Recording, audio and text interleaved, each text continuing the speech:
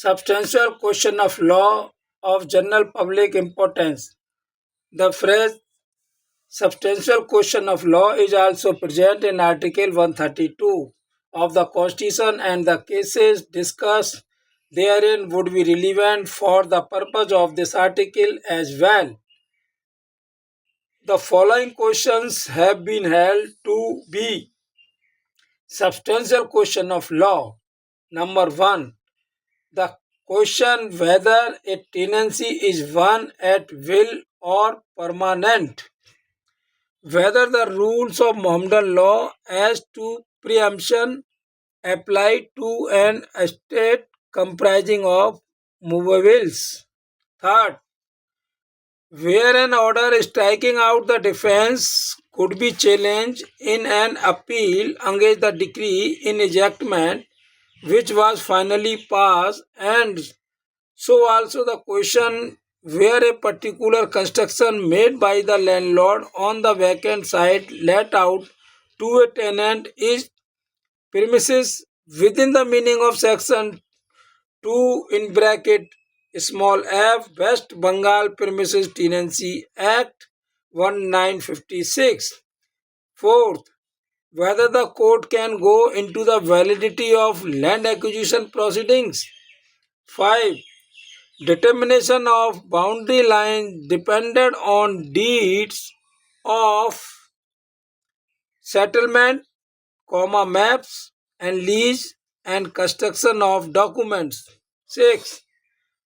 Where a testamentary deposition by a Hindu in favor of a female heir confirm on her only a limited estate in the absence of evidence that he intended to confer on her an absolute interest in the property. 7.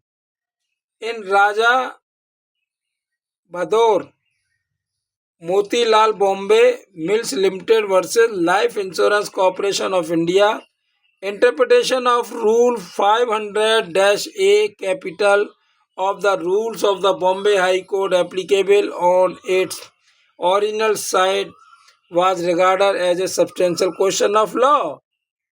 8th, in New Delhi Municipal Committee versus State of AP, the Delhi High Court observed, having regard to the importance of the question, its revenue implications for the various states and the local bodies in the Union Territory, and the likelihood of such question recurring in relation to other states or local bodies other than the New Delhi Municipal Corporation Committee, and the need for an authoritative decision of the Supreme Court touching the various facets of the question, leave to appeal was granted in respect of the facts of the question whether the properties of the states situated in the Union Territory of Delhi would be exempt from house tax level under the Punjab Municipal Act 1911 by virtue of